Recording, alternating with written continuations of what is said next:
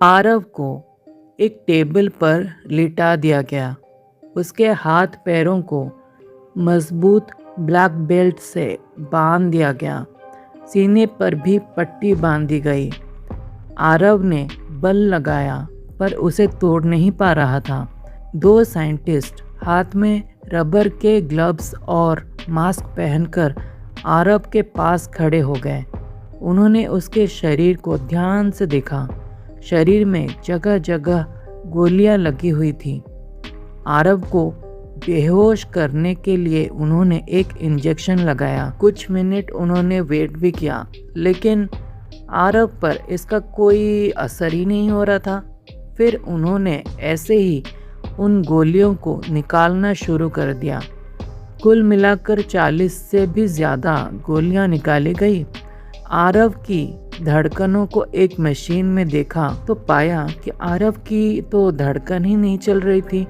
सीने में दिल आधा गल चुका था, आधी किडनी सड़ गल चुकी थी, जो शरीर में बने एक छेद से भी बाहर दिख रहा था। ये सब देखकर सभी भौचक्के रह गए कि वो जिंदा कैसे है। उन्होंने उसके शरीर से जगह जगह से सैंपल लिया। फिर आरव को वापस उसके सेल में भिजवा दिया गया। आरव वहाँ से भागने का बहुत कोशिश कर रहा था, पर सफल नहीं हो पा रहा था। रोनी दुर्गंध से बहुत ही ज़्यादा परेशान हो गई। रोनी ने आरव से कहा, तुम ताम्रपत्र क्यों हासिल करना चाहते हो? तुम्हें उससे क्या फ़ायदा? आरव ने बताया कि पहले उसको जिंदा करने वाले ने सौदा किया था, इसीलिए उसे म्यूज़ियम से उसने चुराया था। तब किसी ने उससे ताम्रपत्र म्यूज़ियम के बाहर ही चुरा लिया था। आज आरव के बेटी और उसकी पत्नी उसके कब्जे में हैं, इसीलिए वो आदमी उसे ब्लैकमेल कर पा रहा था और उसी ब्लैकमेल से परेशान होकर उसे ताम्रपत्र को फिर से चोरी करने की कोशिश करनी पड़ी। रोनी कहती है, मैंने ही तुमसे वो छीना था। मेरे पापा को इसकी बहुत ज़रूरत है, वो इसके बारे में बहुत कुछ जानते हैं। रोनी को आरव के फैमिली के बारे में सुनकर कि किस तरीके से उसे फंसाया गया और किस तरीके से उसकी बेटी और उसकी पत्नी अब विधायक के कब्ज़े में है, ये सब सुनकर रोनी को बहुत ही ज़्यादा हमदर्दी हुई आरव से। हम यहाँ से भाग जाएंगे, तुम चिंता मत करो, तुम्हारा परिवार बिल्कुल ही सुरक्षित होगा। लेकिन वहाँ की सुरक्षा व्यवस्था बहुत ही ज़्यादा एडवांस्ड थी और वहाँ की सुरक्षा व्यवस्था विशेषकर उन लोगों को ध्यान में रखकर ही बनाई गई थी। वहाँ से भागना लगभग इम्पॉसिबल था। 5 लोग रोनी के घर पहुँच चुके थे। उन्होंने रोनी के पिता से कहा, तुम्हारी बेटी हमारे कब्जे में है, अगर उसको सही सलामत चाहते हो तो चुपचाप हमारे साथ चलो। कौन हो तुम और तुम लोग मेरी बेटी को कहाँ लेकर गए हो? हमारे साथ चलो और मिल लो अपनी बेटी से। रोनी के पिता मजबूर होकर उनके साथ चल दिए।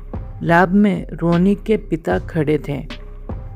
हेलो, मैं माफ़ी चाहती हूँ इस तरीके से आपको बुलाने के लिए। बाय द वे, मेरा नाम शिवानी है, मैं यहाँ की बॉस हूँ। हमारा काम है जादू पर रिसर्च करना। यहाँ पर इस तरह की कई लैब्स हैं।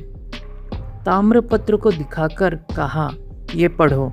तुम्हारी बेटी कहती है तुम्हें ये पढ़ना आता है, पढ़ो इसको जल्दी। रोनी के पिता ने मना कर कहा, पहले मुझे मेरी बेटी से मिलाओ।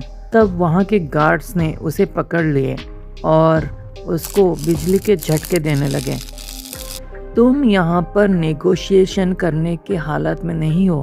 तुम्हारी बेटी हमारे कब्जे में है और मैंने थोड़ा अच्छे से क्या बात कर लिया, तुम तो मेरे सामने अकड़ ही दिखाने लगे। जब उसका बाप फिर भी नहीं माना तो हार कर रोनी को पकड़कर उसके सामने खड़ा कर दिया गया। साथ में ही रोनी को भी इलेक्ट्रिक शॉक दिया जाने लगा। तो उसके पिता ने कहा कि ठीक है, मैं तुम लोगों के लिए उस किताब को पढ़ूंगा, मैं ये ज़रूर पढ़ूंगा, पर मेरी बेटी रोनी को छोड़ दो। शिवानी कहती है कि छोड़ देंगे, किंतु पहले मेरा काम तो करो, पहले ये किताब पढ़ो और कोई होशियारी दिखाने की कोशिश मत करना तुम मेरे सामने। रोनी के पिता ने ताम्रपत्र को खोला और पढ़ना शुरू किया। मैं आप लोगों को पहले ही वार्निंग दे रहा हूँ, अगर मुझसे पढ़ने में कोई गलती हो गई तो मुझे दोष मत देना। रोनी के पिता ने तूफान लाने वाला मंत्र पढ़ा, जिससे वहाँ हवा का स्पीड बहुत ही ज़्यादा बढ़ गया। ऐसा लग रहा था जैसे वहाँ पर तूफान ही आ जाएगा। लाइट्स अचानक से झपकने लगे और पता नहीं कहाँ से तेज़ आंधी जैसी हवा आने लगी, जिससे वहाँ वायु का उपद्रव होने लगा। लाइट्स ऑन ऑफ होने लगी, आकाश में बिजलियाँ चमकने लगी और कई जगह गिरी भी। संपूर्ण आकाश में अंधकार छाने लगा। अवसर पाकर रोनी ने पास खड़े गार्ड पर वार कर दिया। उसके पिता ने भी रोनी का साथ दिया और स्पीड से गार्ड्स पर हमला करने लगे। साइंटिस्ट को गिराकर वो लोग ताम्रपत्र लेकर वहाँ से भागने लगे। रोनी को विजय की याद आने लगी कि किस तरीके से वो इन सब में बुरी तरीके से फंस चुका था और उसके परिवार वालों की ज़िंदगी भी खतरे में थी। वो अपने पापा से बोली, आप चलिए, मैं अभी आती हूँ 2 मिनट में। इसी बीच में गार्ड्स ने अलार्म बेल को ऑन कर दिया। रोनी आरव के सेल के पास पहुंच गई और सेल की लेज़र बीम को बंद कर दी, साथ ही गेट भी खोल दिया। आरव बाहर निकला और सामने से आ रहे 2 गार्ड्स पर अटैक कर दिया। आरव ने दोनों को एक एक हाथ से उठाकर दूर फेंक दिया। फिर आगे चलने पर उन्हें और 4 गार्ड्स ने घेर लिया। 2 गार्ड्स पर आरव ने और 2 गार्ड्स पर रोनी ने वार कर दिया और उनकी छक्के छुड़ा दिए। चारों को घायल करके वो वहाँ से भागने लगे। आगे कई गार्ड्स आए जिन्होंने सीधी गोलियां चलाना शुरू कर दिया। रोनी के आगे आरव खड़ा हो गया, नहीं तो रोनी की कहानी तो वहीं पर ही खत्म हो जाती। आगे गार्ड्स को देखकर आरव ने दीवार तोड़कर नया रास्ता बना लिया। दूसरी तीसरी दीवार तोड़कर वो बाहर निकल गए। दीवार को तोड़ते वक्त गलती से आरव ने गैस पाइप को ही तोड़ दिया, जिससे गैस रिसने लगी और फैलने भी लगी। एक कमरे में आग जली हुई थी। गैस ने आग पकड़ ली और कुछ सेकंड के बाद ही वहाँ एक जोर का धमाका हुआ। पूरा लैब एक खंडहर में बदल गया था। रोनी को उसके पिता गाड़ी लेकर आगे रोड पर ही खड़े मिल गए।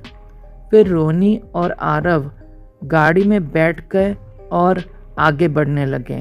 फर्राटे से कार चलाते हुए वो लोग सभी उस जगह से आगे बढ़ने लगे।